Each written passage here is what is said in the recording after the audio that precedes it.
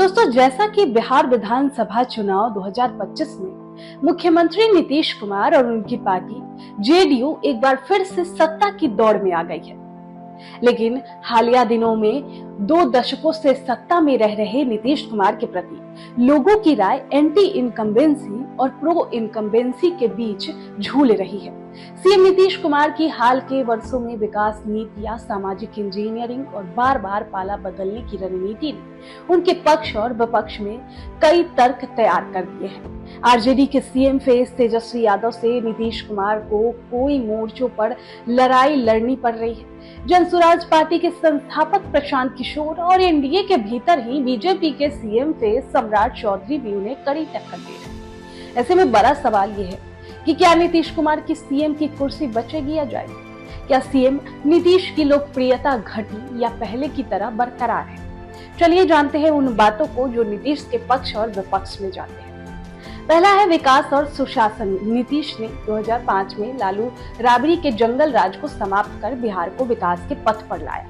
सड़क का जाल तकरीबन 2,09,549 की में राज्य में बिजली आपूर्ति 20 से 22 घंटे और कानून व्यवस्था में सुधार उन्हें सुशासन बाबू की छवि दी। ये प्रो इनकम्बेंसी का मजबूत आधार है। अगला है महिलाओं का समर्थन। देखिए, नीतीश की शराबबंदी, पंचायतों में महिलाओं के लिए 50% आरक्षण और स्कूलगामी लड़कियों के लिए साइकिल योजना ने महिलाओं के बीच उनकी लोकप्रियता बनाए रखी है। ये उनकी प्रो इनकम्बेंसी को बल देता है। अगला है सामाजिक इंजीनियरिंग। नीतीश की अति पिछड़ा वर्ग यानी ईबीसी और गैर यादव यानी ओबीसी समुदायों जैसे कोयरी कुर्मी पर आज भी पकड़ उनकी मजबूत है। उनकी गठबंधन रणनीति ने ईबीसी और ओबीसी वोटों को एनडीए के पक्ष में बनाए रखा है। अगला है स्वास्थ्य और नेतृत्व की चिंता। नीतीश की उम्र 74 वर्ष हो गई है और हाल में स्वास्थ्य संबंधी मुद्दे जैसे बिहार बिजनेस कनेक्ट 2024 में अनुपस्थिति उनकी नेतृत्व क्षमता पर सवाल उठाते हैं, तो ये एंटी इनकम्बेंसी को बढ़ावा देता है। अगला है गठबंधन की अस्थिरता।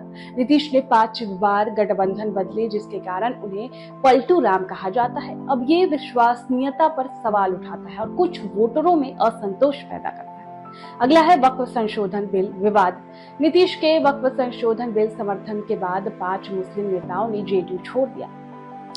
इससे मुस्लिम वोटरों में नाराजगी बढ़ी। जो पहले नीतीश को समर्थन देते थे, अब वो नाराज है। अगला है बेरोजगारी और पलायन। देखिए, बिहार में सबसे कम प्रति व्यक्ति आय और उच्च बेरोजगारी दर लगभग 45% है। नीतीश की सबसे बड़ी कमजोरी है ये। युवा और शिक्षित वर्ग में असंतोष एंटी इनकम्बेंसी को बढ़ावा देता है। अगला है प्रशांत किशोर और नई चुनौती। प्रशांत किशोर की जनसुराज पार्टी नीतीश के खिलाफ युवाओं और मुस्लिम वोटों को लामबंद कर रही है। उनकी नीतीश से थके हुए और मानसिक रूप से रिटायर्ड वाली टिप्पणी ने विपक्ष नैरेटिव को मजबूत किया।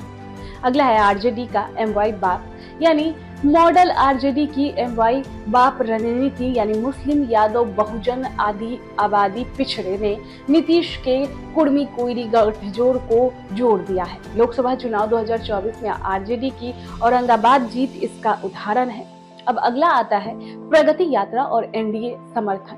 नीतीश की प्रगति यात्रा और बीजेपी का समर्थन जैसे 2025 में नीतीश का नारा उनकी स्थिति को मजबूत करता है। एनडीए की एकता और मोदी फैक्टर प्रो इनकम्बेंसी को बढ़ावा देते हैं।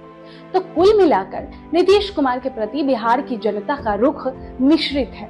उनकी विकास उपलब्धियां, महिला और ईबीसी वोट बैंक का समर्थन और एनडीए की ताकत प्रो इनकम्बेंसी को बल देती है। हालांकि बेरोजगारी, स्वास्थ्य चिंताएं, गठबंधन अस्थिरता और आरजेडी जनसुराज की चुनौतियां एंटी इनकम्बेंसी को बढ़ाती है। सी वोटर सर्वे में केवल 18% लोगों ने नीतीश को सीएम के रूप में चुना, जबकि 41% ने तेजस्वी यादव को प्राथमिकता दी है। फिर भी नीतीश की सामाजिक इंजीनियरिंग और अनुभव उन्हें मजबूत दावेदार बनाए हुए हैं। खैर, बिहार में अभी चुनाव है, सबकी नजरें बिहार के सियासत पर है।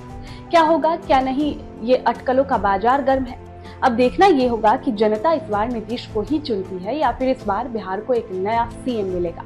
इस पर आपकी क्या राय है? कमेंट बॉक्स में हमें जरूर बताएं।